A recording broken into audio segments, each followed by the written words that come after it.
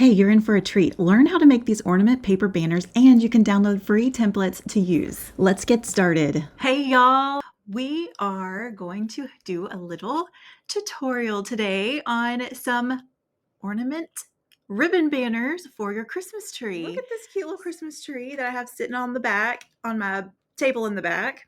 And we are going to create these little cute paper banners for our Christmas decor. So this is going to be a little bit of a different type tutorial for you. You may be like, why would I put paper banners on my Christmas tree? But it actually has a really cool impact. So let me hold it back just a little bit and you can see how they're just tucked in there in the branches. And it is actually kind of striking. It's something that people don't expect to see on your tree, and it's very, very simple and cheap to make, okay? So let's do this together. All you need is some construction paper, some white construction paper. Yes, they make white construction paper. Did you know this?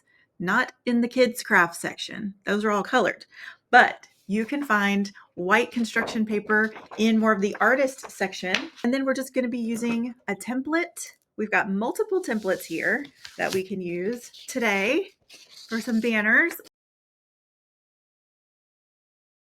And then just some little pins, some calligraphy pins. That's all you need. So let's make these together. I'm going to set this Christmas tree behind me for now, but I wanted to give you a visual of what we're going to do together. So we can actually just trace through the paper and not have to do a whole transfer thing with these, because I can see it good enough with the naked eye to not have to do the whole transfer method. I kind of want to do the Emmanuel one.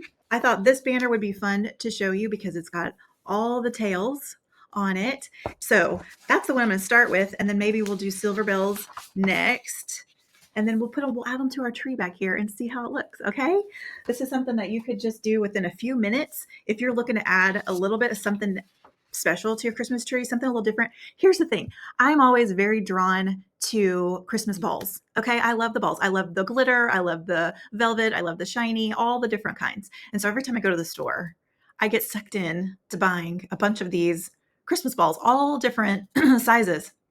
And then I get home and I put them on my tree and everything is round and it just, I'm like, oh man, I kind of need some different shapes up there. You know, I need something a little bit different that's going to catch the eye. And so that is the goal here, is that it's something different to catch the eye on your Christmas tree.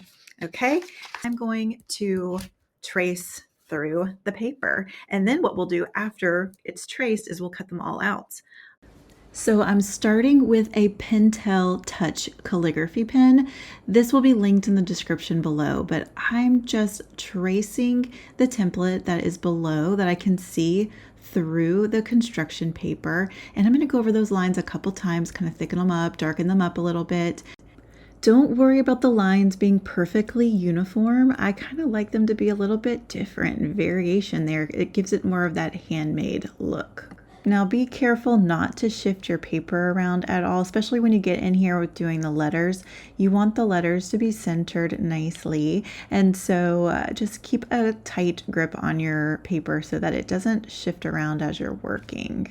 The style of lettering that I'm doing here is an all uppercase serif style. I teach this in my hand lettering course called Faith in Lettering if you'd like to learn more about how to do it yourself.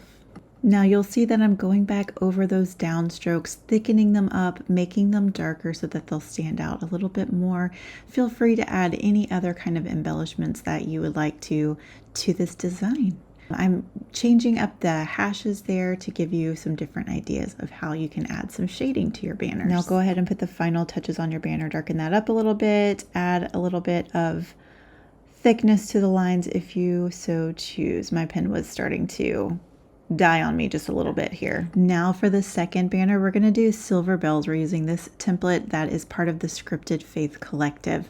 Both of the templates that you've seen me do so far are in the Scripted Faith Collective. This is a library of hand-lettered templates that you can use for your own creative projects.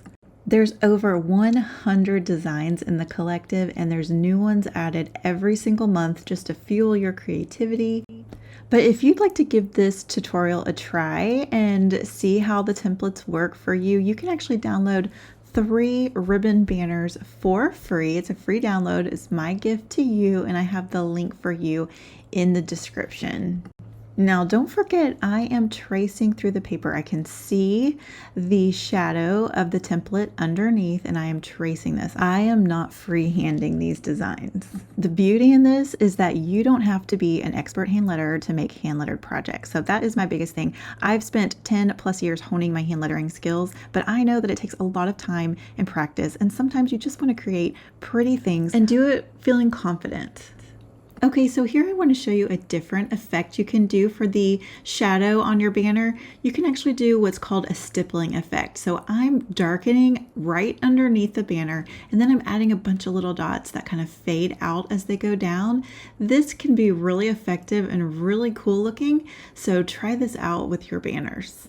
Now you'll see the 3 banners that I give you for free in your download. And let's go ahead and do this Silent Night because it's a different shape than the other 2 that we have already started. This is a paper project. This is a paper project, but with templates like we're using here, you can actually letter on cutting boards, canvas, signs, mirrors, glass, whatever you can come up with. Okay, so for this banner, you'll see that I'm doing the straight lines for the shadow effect. I just like to do something for a shadow, whether you color it in or add lines. It gives your banner some good dimension. Okay, now zoom in here with me while we do the final wording on this banner. We're doing some modern calligraphy for the word silent, and I'm just going back over each stroke and darkening the downstrokes. And then for the word night, we're doing the same serif style that we did in Emmanuel. So again, I'm just tracing the lettering through the paper. Now here's the 3 designs that I offer you in that free download, which the link is in the description. And grab your scissors because the last step is to cut your banners out. You're going to go back to your grade school days and you're going to cut these banners out. Leave a little border around. Don't cut right up to the black. It gives it a nice effect to see that full black with the white outline. Okay, let's get the rest of these cut out.